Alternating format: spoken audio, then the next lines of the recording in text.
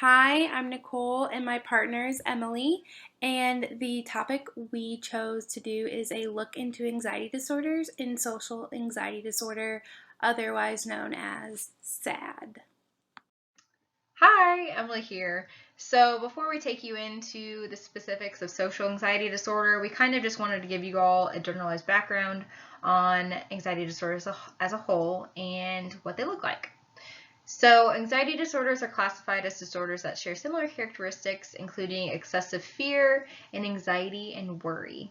And so whenever we're talking about fear and anxiety, it's important that we remember the difference between the two. So it's important to remember that fear is an emotional response from a perceived threat versus anxiety is that feeling of anticipation of a future threat. So, for example, if you are walking down a hiking trail and you come in contact with a bear, obviously that's very scary and you're going to feel things like a rapid heart rate, heavy breathing, you're going to have that fight or flight response that fear kind of helps induce. Anxiety might be something that you feel if you're thinking about a hike and you know it's in like a dangerous area or something like that, and you feel concerned that you may run into a bear or may run into a mountain lion. And if somebody who is diagnosed with an anxiety disorder, that fear or anxiety might take over their thoughts and prevent them from going on the hike altogether. So what's the difference between classifications of anxiety disorders? And typically that's going to be the situation or object that induce the fear and anxiety response. So different disorders kind of have different triggers. So somebody with GAD or generalized anxiety disorder, they experience more persistent anxiety that's a little bit more universal. So they just kind of have a persistent pattern of worry, constant worry. Whereas somebody who has a specific phobia, their fear and anxiety is going to be mainly produced by whatever triggering event or thing causes them to have that phobia. So if it's somebody who has a phobia of snakes, it might be the thought of snakes, seeing a snake, seeing a picture of a snake, things like that. So there's a large stigma around anxiety disorders, and a big argument is people say, well, everybody experiences fear and anxiety, so what are anxiety disorders all about? And we would say that anxiety disorders are whenever the anxiety and fear becomes abnormal. So yes, there is a healthy level of fear and anxiety. That fear and anxiety that everybody feels is actually important to our health. It helps us understand perceived threats. It keeps us alert. It produces a good performance. Like if you're preparing for a speech, it's okay to have a little bit of jitters before you give a speech. But whenever it becomes abnormal, is when that typical / normal fear is more amplified and it becomes excessive and persistent, and it creates distress in your normal functioning. So somebody with an anxiety disorder might face that fear and anxiety every time they encounter their trigger, or it affects their daily functioning. They won't leave the house. They'll avoid situations that put them through that fear and anxiety, things like that, when it affects their daily functioning. And there are all kinds of different anxiety disorders, so we gave a few examples, including specific phobias, where you might be afraid of something specific like elevators or snakes or heights, something like that. We also gave the example of generalized anxiety disorder, where it's more of just a consistent pattern of worry and fear. There's panic disorder, kind of surrounding the feeling of having a panic attack and fear of the future panic attacks. And agoraphobia is also listed under anxiety disorders, where you have a fear of leaving the house or being in a public space, things like that, going to a movie theater, for example. And there are also many others as well that we unfortunately don't have time to cover in our presentation. So now that we have talked about anxiety disorders in general, the disorder that we chose was SAD or social anxiety disorders. So some common symptoms with this would be just in contrast to everyday nervousness, social anxiety disorder actually includes fear, anxiety, and avoidance that interfere with a daily routine or work or school or other activities. So it makes it just a lot harder to do. Some emotional and behavioral symptoms of this would just be fear of situations that you'll be judged or worrying about constantly embarrassing yourself in public. or just having anxiety and anticipation for an activity. Some physical symptoms of this would just be blushing, fast heartbeat, trembling, sweating. There is a note, though, that for children, this does sometimes show differently than it does in adults. So for children, anxiety about interacting with adults or peers may be shown by crying or having temper tantrums, clinging to parents, or refusing to speak in social situations. So let's chat about what social anxiety disorder kind of consists of. If you, I'm so sorry. If you want to follow along, it's actually on page 202. It starts on the DSM and goes into 203.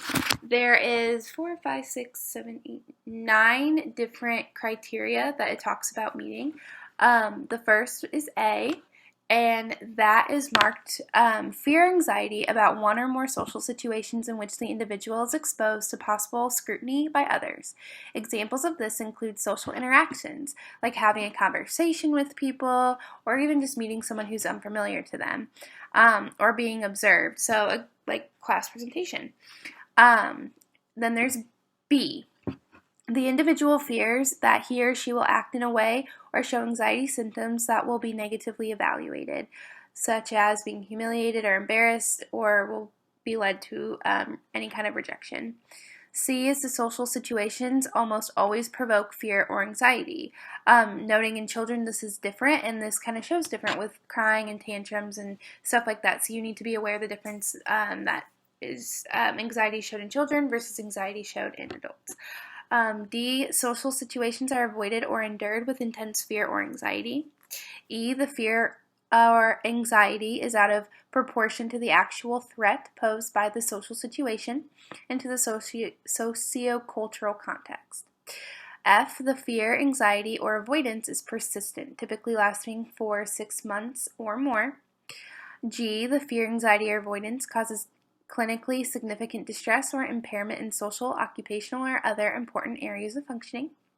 H, the fear, anxiety, or avoidance is not attributable to the physiological effects of substance. So examples would be drug of abuse, medication, etc., or another medical condition. I, the fear, anxiety, or avoidance is not better explained by the symptoms of another mental disorder, such as panic disorder, body dysmorphic disorder, or autism spectrum disorder.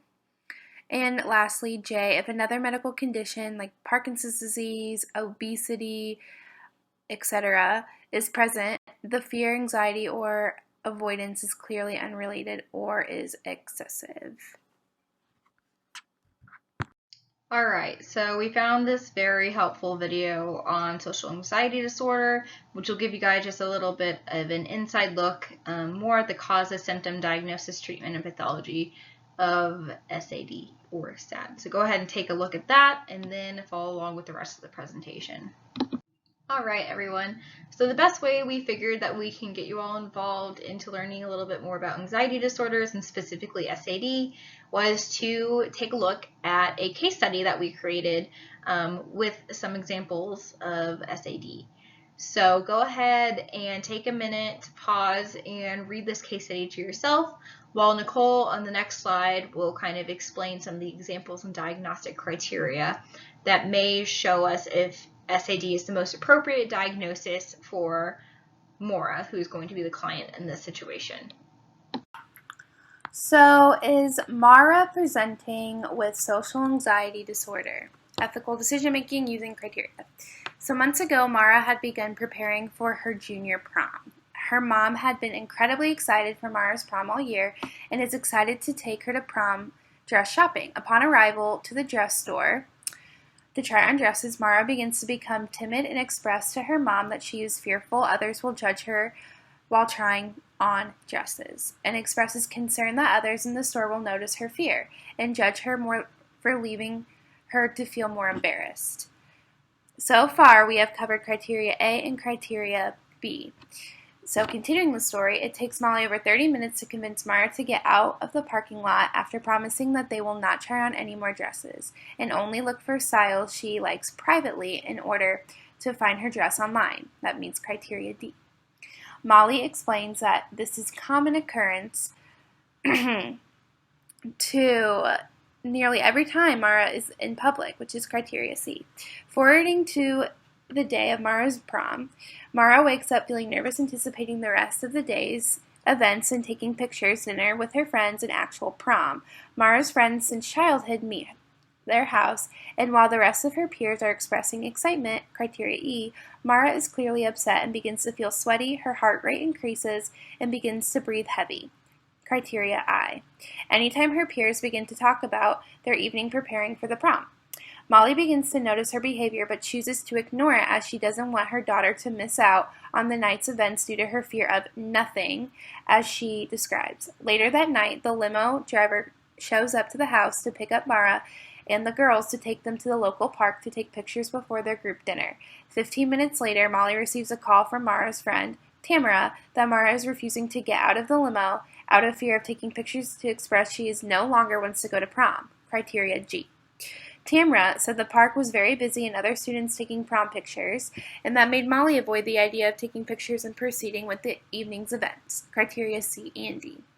Soon after the call, Molly goes to pick up Mara from the park and calls her date to let them know that Mara is no longer attending prom that night. Upon the arrival to their house, Mara begins to cry and explains to her mom that she is always fearful of humiliation and is constantly overcoming with thoughts that people are watching her and slightly judging her everywhere she goes. Criteria A. Mara also expresses that she just wants to be a normal teen without fear of engaging in social activities. Criteria G. Mara then runs to her room and goes to bed for the night, visibly shaken up and upset. Molly explains that Mara has no significant medical history, criteria J, and has shown no evidence of being under the influence of substances, criteria H. She further explains that she has noticed these kinds of behaviors since Mara was a little girl, age of 5, criteria F. So as you can see, this whole story has met pretty much every single criteria at least once, if not multiple times, of social anxiety disorder. So Mara is definitely showing signs of social anxiety disorder, and this is how we made our ethical decision making. So the answer is yes. Maura is most likely suffering from social anxiety disorder, or SAD, given how she meets all of the criteria for SAD. Now that we do have that diagnosis, it's really important to consider other things such as treatment and some other things that you might consider before finalizing a diagnosis with SAD. So first, with treatment considerations, CBT, or cognitive behavioral therapy, has been shown to be beneficial for individuals experiencing SAD. And that is because cognitive behavioral therapy kind of focuses on those negative emotional thoughts, so those feelings of being afraid of humiliation or judgment by others, and using different techniques to help lessen those negative thoughts that the individual is experiencing. Next, we have medications. There are some medications that have been shown to work alongside of therapy, of course, that can help relieve some symptoms of SAD that individuals experience. Specifically, SSRIs, or selective serotonin reuptake inhibitors, I know that's a mouthful, have been shown to be relatively effective in treating some of the symptoms of SAD. In addition to that, CBT does use different exposure therapies for treating phobias. But one article that we read that we found shows that virtual reality therapy can actually be very beneficial in treating those who are experiencing strong symptoms of SAD. And the benefit of that is that you don't have to put the client through that real life exposure, and it can be done through virtual reality, which is really beneficial in a variety of ways, especially in the current world that we're living in where everything is kind of virtual at the moment. Finally, what should LPCs consider before making a diagnosis of SAD, or just like anxiety disorders in general? Comorbidity is a big one. Are there other diagnoses to consider alongside of SAD or other potential anxiety disorders that we should think of? So a lot of times depression and eating disorders can go alongside of SAD whenever we're considering mental health. And one specific one we wanted to mention was panic disorder. If you were looking closely in the case study, Maura did mention feeling sweaty, experiencing rapid heart rate, and trouble breathing. And if you look at the diagnostic criteria for panic disorder, you only need to meet 4 symptoms to meet the criteria. And in Maura's case, those are 3 symptoms that we can also see in panic disorder. So as a counselor, it might be worth taking her in and asking her some more questions to see if panic disorder can also be treated alongside of SAD, or if those are 2 comorbid factors or things like that. Next, it's important to consider medical history. Are there symptoms of their physical health that might be contributing, explaining to their anxiety symptoms as well? It's important to consider, I learned this in undergrad, that a lot of times people will be found in ERs thinking they're having a heart attack. In reality, they're just having a panic attack because of that symptom of having a rapid heart rate, and feelings of trouble in breathing and things like that are also symptoms of having a heart attack. Well, it can be vice versa as well. So maybe somebody comes in thinking that they're experiencing anxiety because they have some anxiety symptoms such as trouble breathing or heart rate. But in reality, there is something wrong with their physical health. Maybe they have a heart condition or a lung condition. It would be worth looking into those biological medical factors as well. Next, it's important to consider different cultural concerns and norms. Would this anxiety diagnosis still be appropriate given their cultural history and cultural norms in their specific environment? So if you're ever faced with a client where you're not necessarily experienced or knowledgeable of their culture and their environment, it might be worth looking into, maybe consulting different colleagues to see if this is going to be the most appropriate diagnosis, given those cultural considerations as well. And finally, just with diagnosing anything really as a counselor, we want to make sure we have it right. So kind of what I briefly mentioned before, are you sure the client is presenting with the symptoms of this specific disorder, or can it be better explained by something else? So the example we're going to give is SAD versus agoraphobia. So sometimes these two can look kind of similar because if somebody's experiencing agoraphobia from the naked eye, it might just look like they're afraid to go out in public because of those around them. But that's not typically a person's concern when they're suffering with agoraphobia. It's things like learning or trying to figure out how to escape the situation, feeling trapped. Whereas somebody with SAD, they're not necessarily concerned with being afraid to go out in public because they're afraid they're going to be trapped or not be able to escape. It's more concerned with that humiliation and feelings of judgment by others and being really concerned with other people's thoughts and that being consumed. So a lot of the anxiety disorders can kind of look similar to each other. So it's important that we make sure we have the right one and that meet all of the given criteria, and it's not better explained by something else. But that's all we have for SAD. On the next slide, we have some more references. But if you have any questions for Nicole or I, just go ahead and shoot us a message. Thanks for listening. These are our references. Woo! Hope you enjoyed our presentation. Thank you so much for watching. Have a great night.